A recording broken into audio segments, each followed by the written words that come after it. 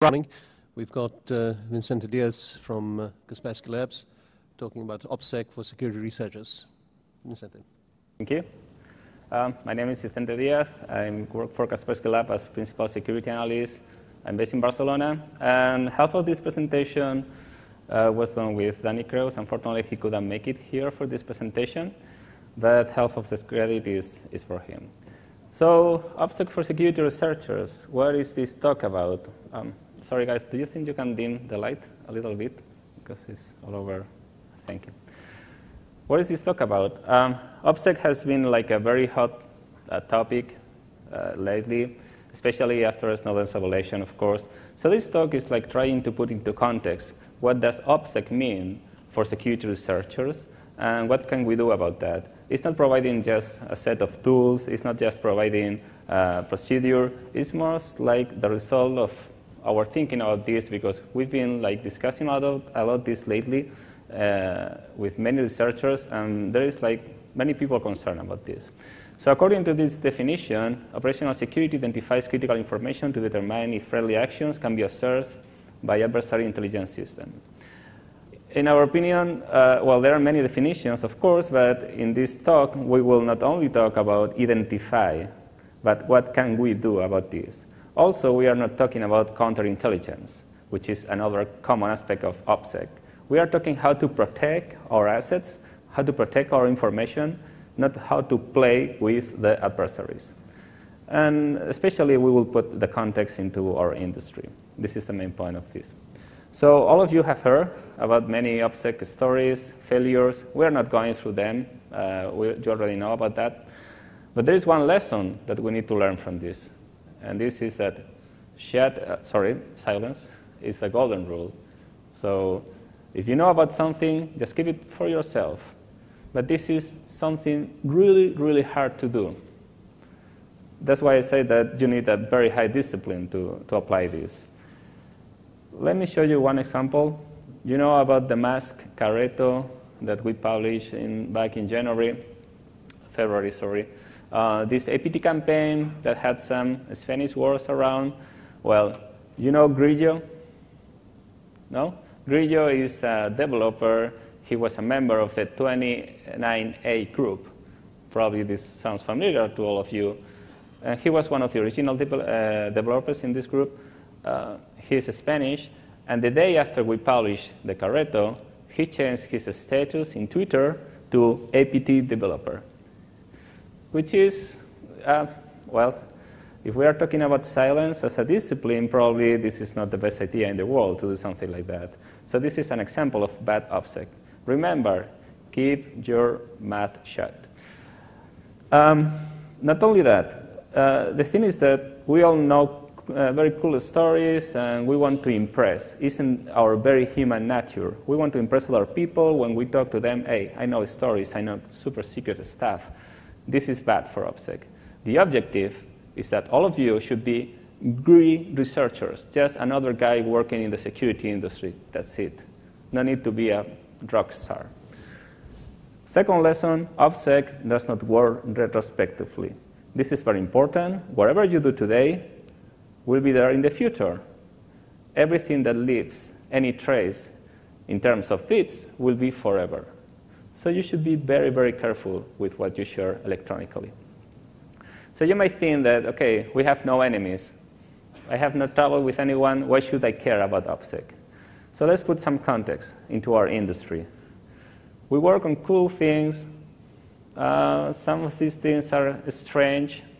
It looks like some people is involved with these things. Some of these things could be perceived as dangerous from the outside. So many people could be interested in what you know, or maybe they could be interested in reaching people that you know. So clearly there is some interest in having access to the information that you manage. Also, let me tell you, I've been in this industry for 10 years, I think now. There is a high degree of hypocrisy. If you think like in your interior, there are like many red lines, no one is speaking about them in public, but some people is crossing them. Of course, not you, not your companies, but some people is crossing some red lines. The thing is that the legal situation is not so clear. There are gray areas. Some people is trespassing some of them. But at the end of the day, we think, okay, we are the good guys. We are helping law enforcement. We are working for the best for improving security of our customers. So we have this sense of invulnerability. I talk to a lot of people, and they all feel like nothing could happen to me. I have no enemies. Reality is different. I'm not talking about the ethics. It's just a reflection. Reality is different. So just think these questions. Could your work be interesting for someone else? Might be perceived as dangerous, so someone don't want you to start investigating on something. Everything you do is impeccable, or may hit you back in the future. Think about this. And also, we are working with law enforcement agencies, and maybe we are the weakest link. We have been talking for years about the weakest link in security, but in terms of OPSEC, if we are working with law enforcement, these guys are trained. They know how to do OPSEC. We don't. And maybe we are the weakest link. We are just spreading information that is important for some investigations that we are doing right now with them. So, under my point of view, being security researchers is putting us in this situation. We are under scrutiny. We are in a group of usual suspects. So many people is interested in us. The key point is that even if we are in this group, don't become the individual of interest. If you reach this point and you have someone spying on you, then it's game over. That's why, remember, you need to be a great guy, just another guy in the security industry. The best researchers, the best analysts are in the shadows. So who are the adversaries? Well, broadly speaking, I have created these categories. This might change, of course, that it's just an approximation. We have common cybercriminals, non-common cybercriminals, we have agencies, and we have massive surveillance, or the future. Because in this last point, remember everything you do today could hit you back in the future. Even if today is not like investigated, maybe it will be in the future, so it could be something against you. Very important, in terms of OPSEC, you should always adopt the level of OPSEC that you can really do. Don't try to be today or tomorrow like I'm the master of OPSEC. I'm doing everything that's in the manuals, because you will fail. And if you fail, it's even worse than if you don't try any OPSEC. I will tell you more about this in 1 minute. So let's see who are the adversaries that I was talking about. Let's see a little bit what are their motivations and what can we do about that. First of all, the common cybercriminals. Well, these are, under my definition, the guys that, well, are doing common fraud, script kiddies, small groups, running small botnets, trying to steal some money, not so sophisticated, not so organized, not so many resources, but it still could be dangerous. In this case, well, probably you don't see it very well. This is an email that one security researcher received from some guys developing an exploit kit, and they were saying things like, okay, you are not the judge, so why do you think you are better than me? Black hat people are normal people. We have our interests. We have our hobbies. Let's just live together. Why are you researching on us? And things like that. So this guy somehow is threatening him, and he's asking politely to leave them alone. So they were concerned that they were being investigated and put in public. Here, this is another example. In this case, it's in Portuguese. This is like more direct. Actually, they are threatening the guy receiving this, that we are going to kill you or something like this, which is not very nice. So the reality is that these groups probably they don't have many resources. They cannot treat you that much. They cannot go to your place and scare you. But it depends on your situation. It depends where you are based. It depends on how active these groups are.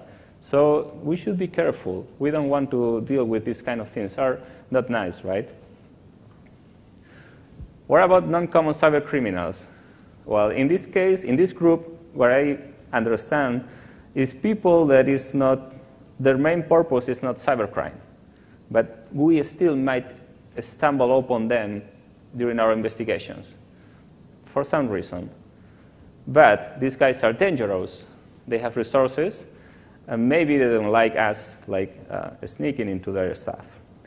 They are organized. So we don't want to deal with these people very much. What if the OPSEC is not good? What if you are being discovered like the guy behind one investigation? This is not nice. I can tell you one example. In this example, I can tell you two. One of them is one guy was investigating some activists. He got discovered. He was doxxed publicly. His employee was really upset.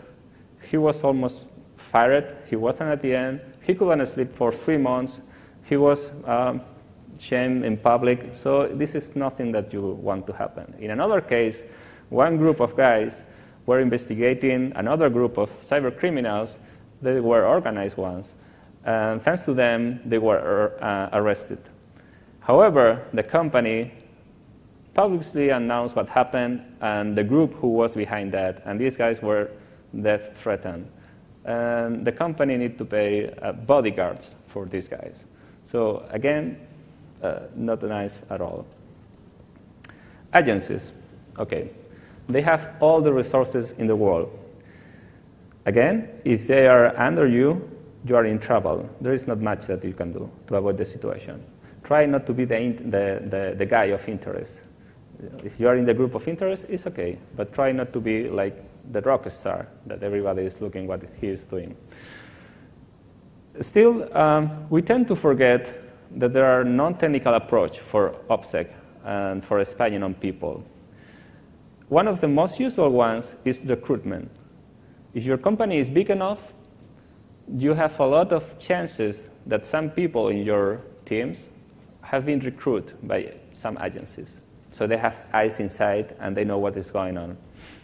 If you are being approached by someone, a nice girl or someone in a hotel, in a conference like this one, hey, I love your work, you are super interesting, let's talk. I want to offer you some job opportunity, what do you think? I have a lot of money. Money is not a problem. Don't worry. This is how it starts. They can offer you money. They can offer you women. They can offer you drugs, whatever you want. And once that you are recruited, you are inside the game. It's very difficult to get out. So just remember that maybe you have the ant catalog in your mind, but there is also this non-technical approach, and this is what we have no idea how to get out of this. We are not spies. So if we get to this situation, we're in trouble. Finally, massive surveillance. As I said, tons of metadata, tons of data these days. It's impossible to get rid of all of them. Happily, if you are not an anomaly, this is a good thing. So this is the key point here. Do not be an anomaly. Do not do anything that can fire the alerts and put the red flag on you. Because then there is this escalation, and they will go to another level to spy to see what you are doing. So it's not only the agencies in this case, it's also big companies that have a lot of data. Just thinking of, I don't know, Google. And also the other companies like data aggregators that they have leaks. And these leaks get public. So everybody has access to this data. For instance, in this case, this was a data aggregator, got leaked, website in Russia where you can look for any people, any person, and get personal details from him. Probably you know about this Abu Omar case. This is one typical example of anomalies.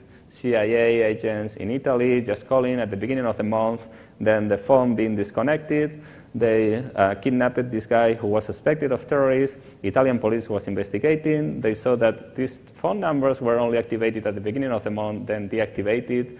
They saw that they were all coming from the same hotel. They went to the hotel. They discovered the CIA agents, undercover agents, and, well, the full story. It was an anomaly in the telephone.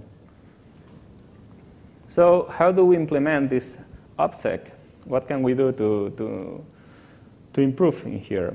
Well, the most important thing is not about the tools. It's not about procedure. It's about you. You really need to put this inside you and really think that I want to do OPSEC. And you need to be very, very meticulous. It's very, very easy to fuck it up.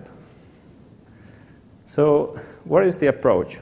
This is just a recommendation. But the first thing that you need to do is situational awareness. You need to think, okay, what do I know?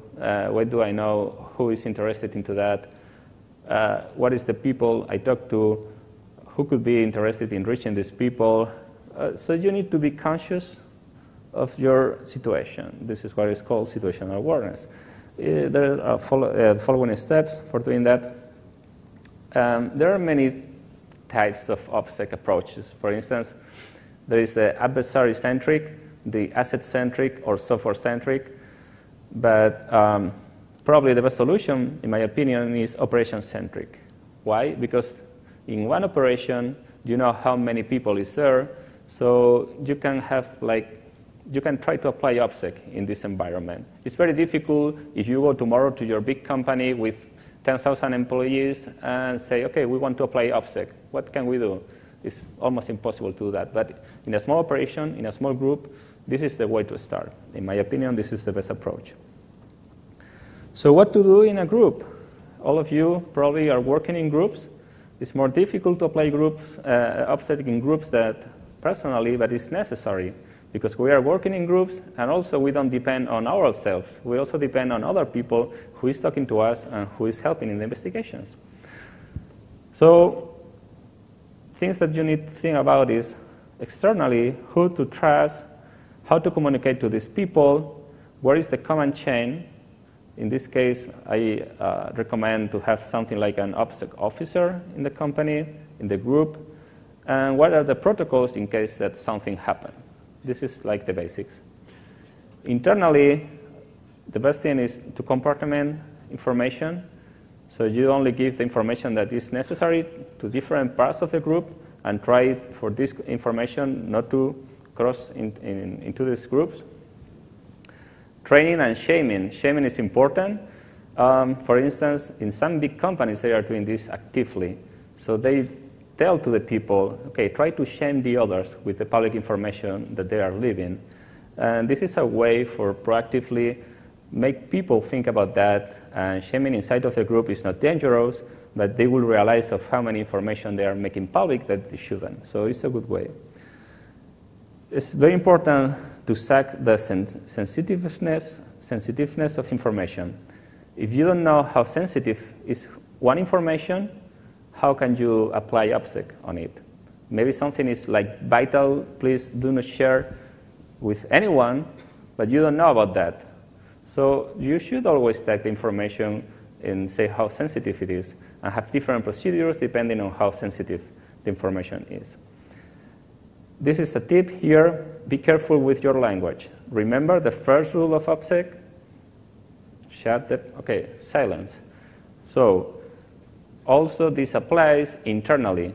If you send an email to your boss, hey, I totally hacked this site, these guys are so lame, this can beat you back in the future.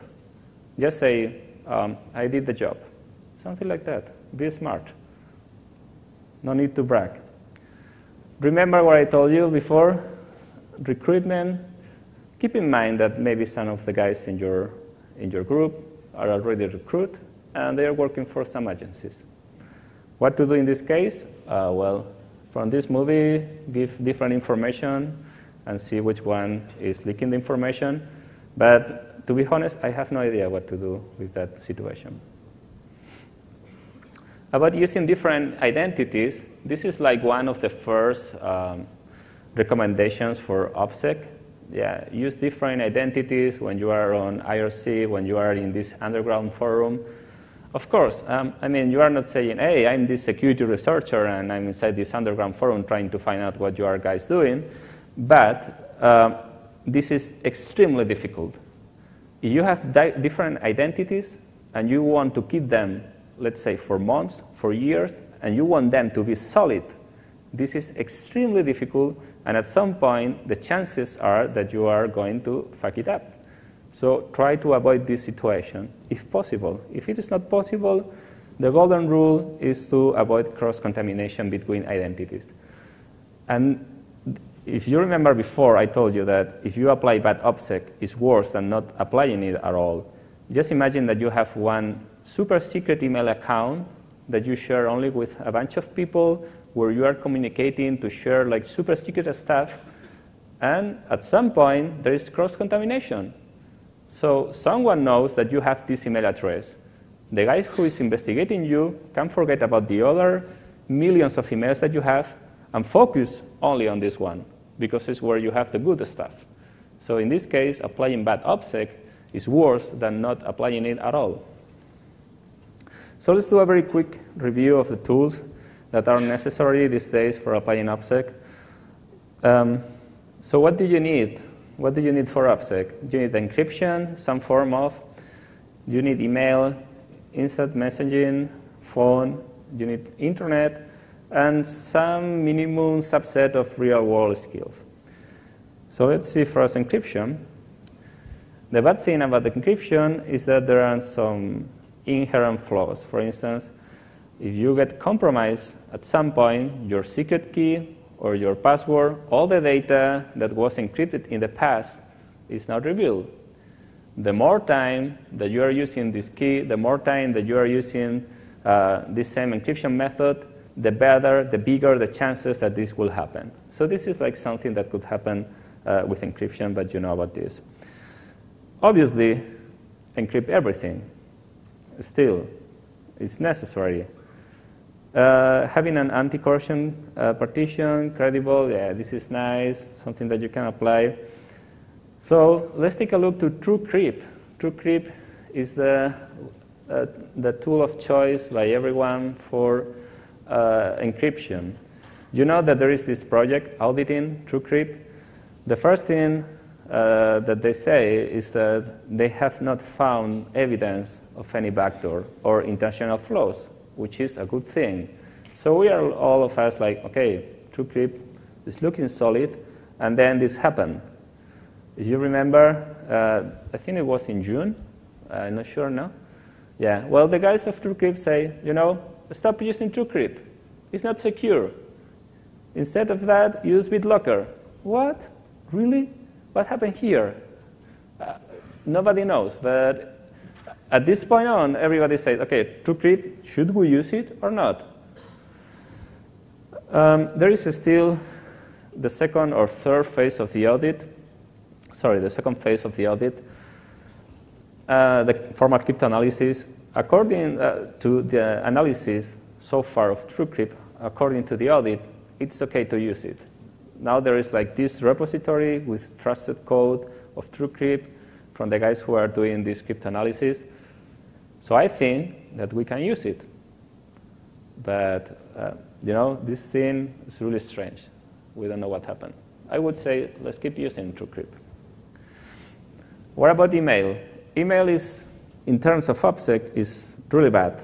There are a lot of traces, a lot of metadata. Even if what you have is encrypted, well, metadata is there. And there is not a good solution against the ID10T problem or idiot problem. This problem is that you send an email to someone encrypted with PGP, and he then replies like, thank you, without encrypting the information and copying all the information from the previous message in the email, so it's now clear. And you are like, what? And this has happened to me. And not internally in the company, but with law enforcement, and with certs, and with people who should be super trained in terms of security. So once that you share the information, you lose the control of it. If you are using external servers for email, it's even worse. Now Gmail is implementing PGP, but just think about what happened with LavaMail. Think about ProtonMail, how it got cut, the PayPal account. So it's not easy to get a good provider these days.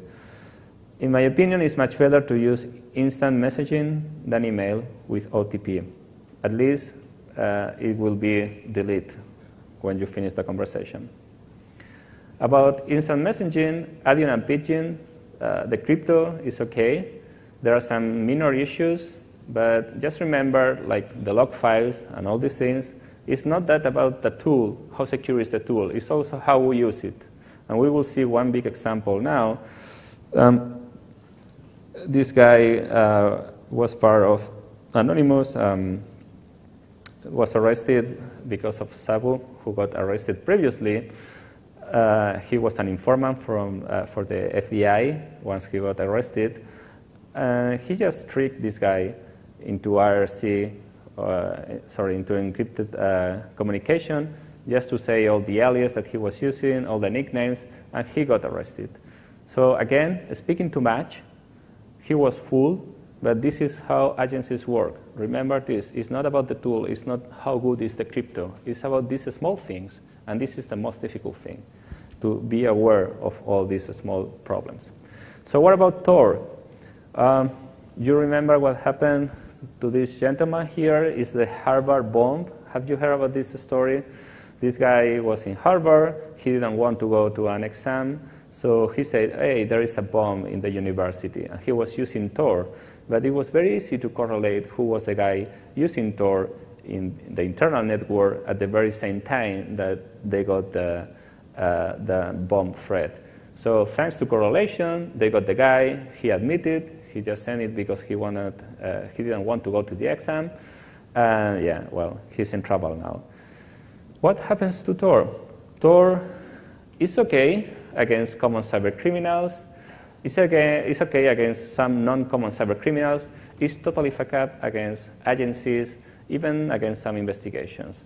My recommendation is do not use Tor if you are doing something highly sensitive, but use Tor the rest of the time. Let me explain. If you are using Tor for something super sensitive, then all the output nodes are logging everything that you are doing. And there are many people having eyes over these output nodes. So it's not a good idea. You are providing extra information of what you are doing. But against common cybercriminals, etc., use it by default. So just be aware who will be checking what you are doing in Tor. But correlation is very easy, a very easy way to get who is behind one Tor connection. Also, problems with Tor. This was published in July, 13th of July. This Tor security advisory, probably you have heard about this, but for 6 months, Tor users were not secure, and hidden services inside the Tor network has been compromised, but nobody knows what's the extent of this. They are still investigating. So Tor is in trouble, but still use it for things that you usually do, but not for super secret stuff. A phone is a nightmare. Do not use phones is the recommendation, but everybody will use it, so just ignore it. The thing is that who is having control over the metadata of the phones? Law enforcement, some agencies, that's it. So it's not that bad, depending on what you want to hide. But in terms of OPSEC, it's a real nightmare. So the only recommendation is to have like burner phones and just change phone often. And don't fuck up things like, I have some information in my phone that is saying the opposite that the information they have in my laptop. Just imagine that you are being stopped in some airport and you are claiming to be someone else, and then in your phone you have all the contacts and things like that. These are these small details that we need to consider. This is this guide of how to use the phone by the GCHQ and the jihadists, and it's mostly the same. You will see this later when we share the presentation. I don't think I have time to go over this now. What about the real world? Well, the key point is don't try to impress people, silence, remember, and don't be impressed. It's a simple rule, but it's against our human nature. What if you are required by a law enforcement? Well, in this case, remember, shut up. Call your lawyer, and that's it. But do not admit things for free. Be collaborative, be nice, but call your lawyer and sort out the situation. Just don't incriminate yourself. When you're traveling, the recommendation is always have your stuff with you. And if possible, have a laptop for traveling, have a phone for traveling. Don't have like all your sensitive stuff with you when you are going abroad. Just keep it in your office or wherever it's safe, and have another thing for going around. And pennies. Pennies, I heard it's a very good thing for knowing if someone is in your bedroom when you are out of the hotel. You just put a lot of pennies everywhere, and when you get back, you check if they are in the same place. I'm not sure, I've never tried it, but I heard this is a good thing. So in summary, OPSEC is very hard. The good news is that you don't really need to be a spy. You don't really need to do perfect OPSEC. But what I wanted with this presentation is for you to be aware. The world that we are living is dangerous in many senses for us, for our families. It's dangerous for our career. It's dangerous for our employer. So just be aware of this. It's not so hard to employ a little bit of OPSEC. And this could be a start, for a brighter future. So far, this is something that will benefit the whole community. If we all use OPSEC, we will not be an exception. If some one of you are doing this right now, maybe he has a red flag over him, like, hey, this guy is suspicious. Lately, everything he's sending is encrypted. This is very strange. But if we, all of us, are doing the same, this is not an anomaly. Remember what I told you about anomalies. So let's start educating about ourselves. Remember, it's more important to be meticulous than the tools that we use.